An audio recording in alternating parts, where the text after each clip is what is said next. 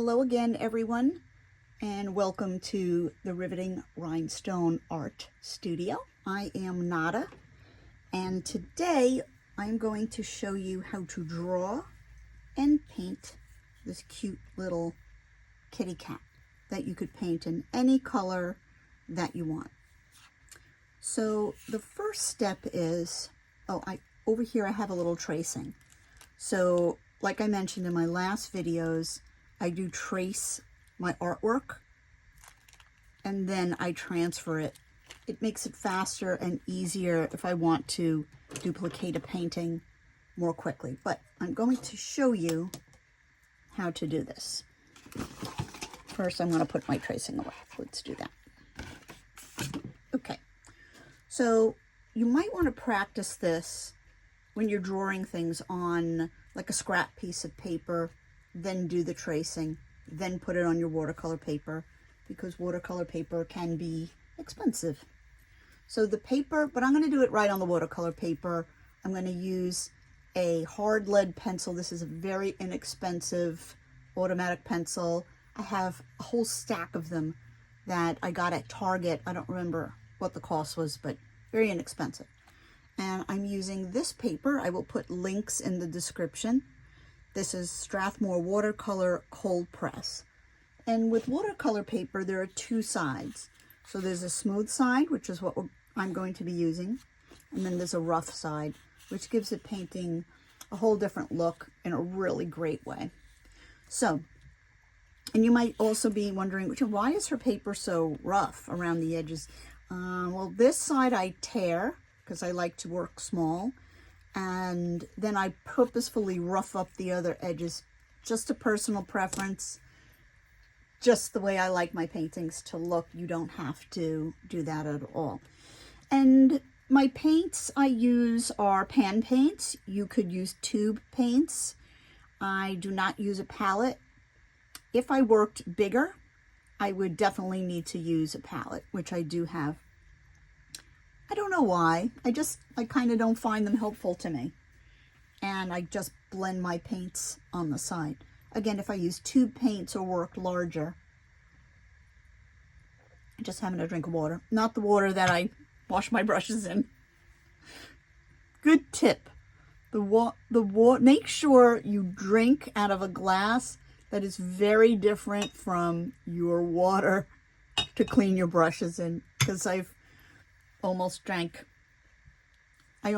a brush water many times. So here we go. Now you might say, I can't draw that cat. Yes, you can. So this is mostly circles. So you want to center it.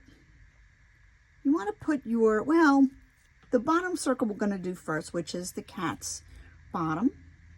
We're going to put it kind of little below middle of the page. So the cat, honestly, I wish this cat was a little bit higher up, but that's all right. So all you're going to do is draw a circle. Don't worry if it's not perfect. It doesn't have to be. Then the next circle is its torso, its chest. So that is going to kind of sit a little off center, and it's going to be a little smaller. You'll see why. The head, I'm not going to put a circle on. I'm just going to draw that. So you're going to then kind of draw the outline of the cat's body. So, and this is going to come up for the neck. You're outlining it and giving it shape.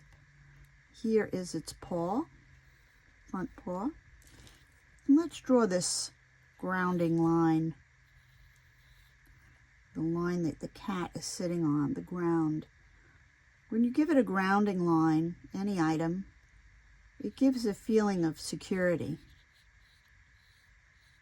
and comfort. Otherwise, the painting's just kind of floating out into space. Could actually be anxiety producing without a grounding line. Okay, so do you see the general shape so far of the cat?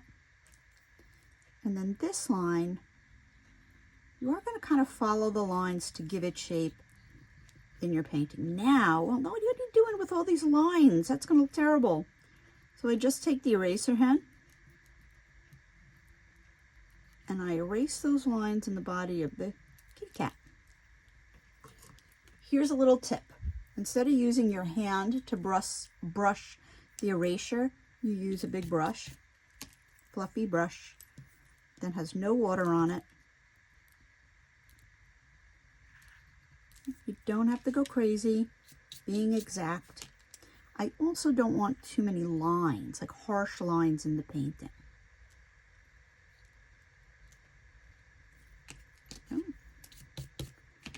All right, next for the head. So this is, yes, I have to draw this. And you kind of just go along with it. Give it your best shot.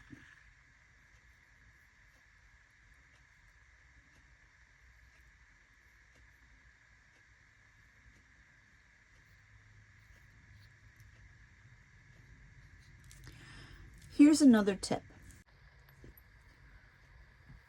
So here's a little tip.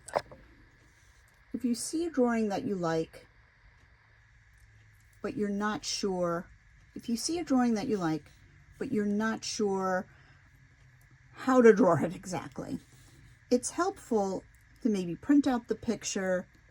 You could also trace the picture and then transfer it onto the watercolor paper as I've shown you in other videos. But let's say you're not sure how to do that. Just gently imitate the shape. Go up and down and over, and then go on the paper, up and down and over. To see, that helps you to actually draw the piece. It's just a little tip. So this does look a little different than that cat, but that's okay. And then I drew a nice little tail. Next, we paint this little cutie. So I'm going to put this off to the side. And I hope you guys are enjoying these videos. I have never done a painting video before, other than the first two that I posted. Next, we're going to wet this design with a very small brush, because this is a very small painting.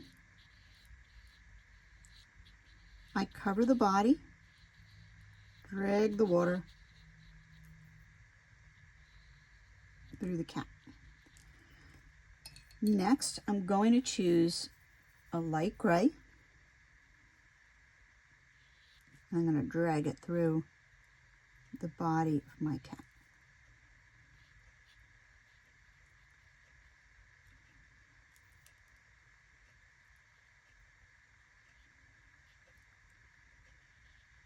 I'm going to give it a little shape, meaning I'm going to follow the curves of the cat's body. I think I need a little more water.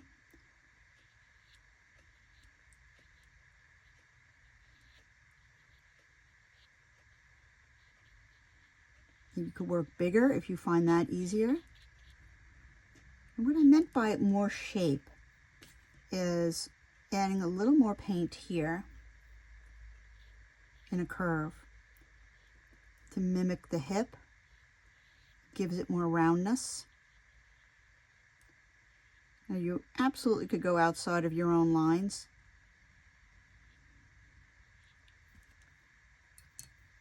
Sometimes you need a little more water, a little less. The thing I love about working smaller is it goes kind of fast. So you could do a painting in a very short amount of time. Oh, I forgot to do the leg. It's a little paw. Don't know if I like that, but I'd have to work even with a smaller brush.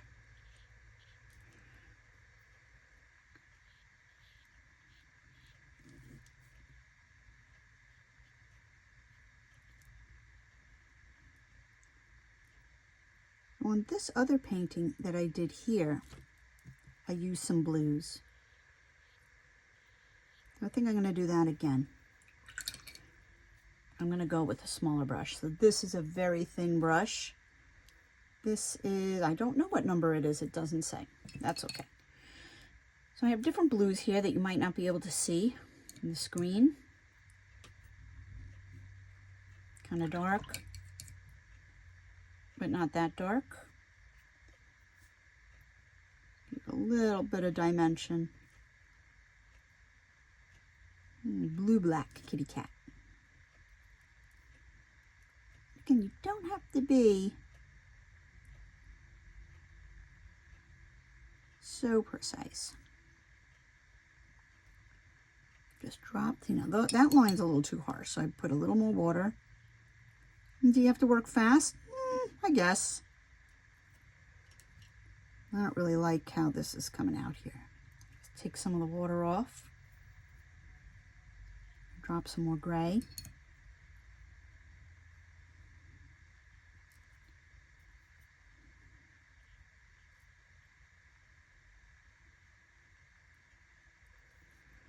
Give the ears a little definition.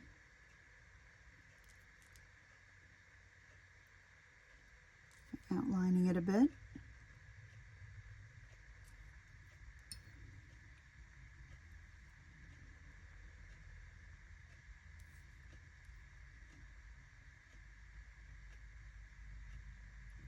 Make this a little fuller. So I think this little kitty cat was starting to look a little bit like a rat.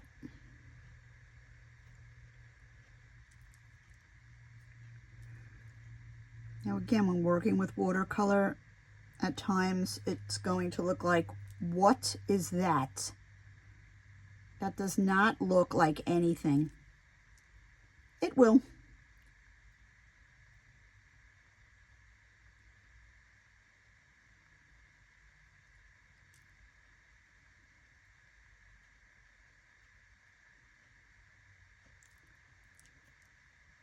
I'm not sure if I like this tail better, but I put it down, so that's what I did. Let's go back into our blues. I think I need a bigger brush. Let's go back into a bigger brush.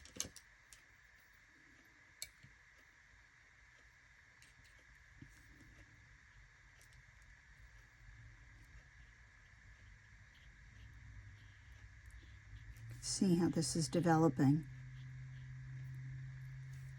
A little blue in the ears, a little blue in the mouth.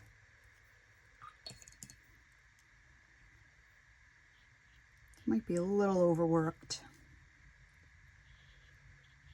Remember, when you work small, you do have to work fast, and it is fast. It's a faster process, I think.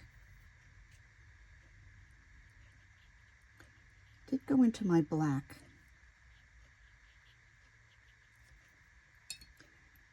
I think I'm going to have to let this go for a bit, meaning let it sit.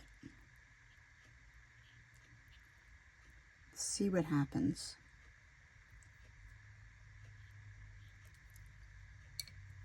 Maybe that looks good. I think that looks kind of good.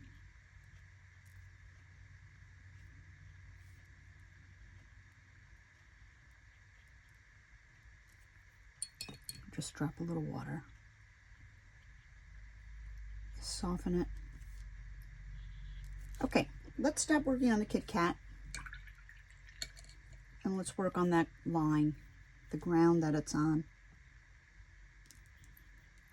I like to use this brush here. I think it's a 2.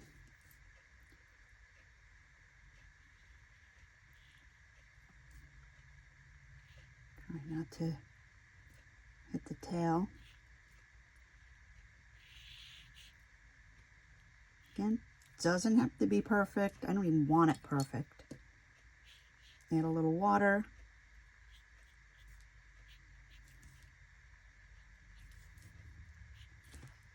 Okay, and that's going to be our kitty cat for now.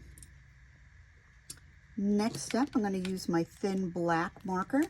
Again, she hasn't even dried here. So for the whiskers, if you could see this painting, it's very thin whiskers. See how I'm drawing that? Very thin. Now you could use a black marker or you could use the brush. Now that I'm thinking about it, I'd like to use the brush. So we go into our black. Maybe not. I'm going to go into the gray. I like the gray better. It's softer. Turn it on its side.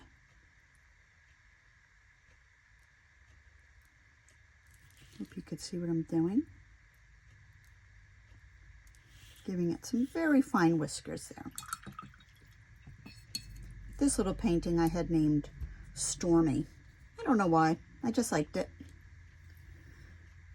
Next, we're going to do the spatter. So let me move this one out of the way because that one is finished. And we're going to experiment with spatter. I do like the blue. So again, I wet my brush. I put some color on my brush. That's good. Let's see.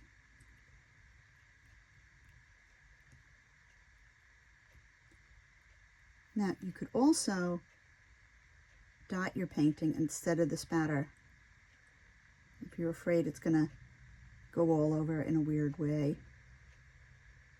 which it does, and it can.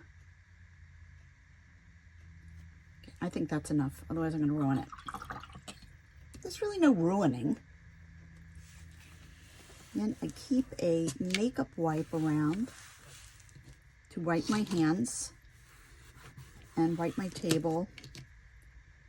So that's it so far. We're going to let this dry and I will come back in a moment. So we are back, and as you can see, so our kitty has dried. It is a bit different in the way the paint went down. So we could go back in and readjust it if you want, or just leave it at that, and that's the way the watercolor worked. So I hope you enjoyed this little video and know that you can draw anything. Most things are a combination of circles and rectangles. So that's our little kitty cat painting. Hope you enjoyed it.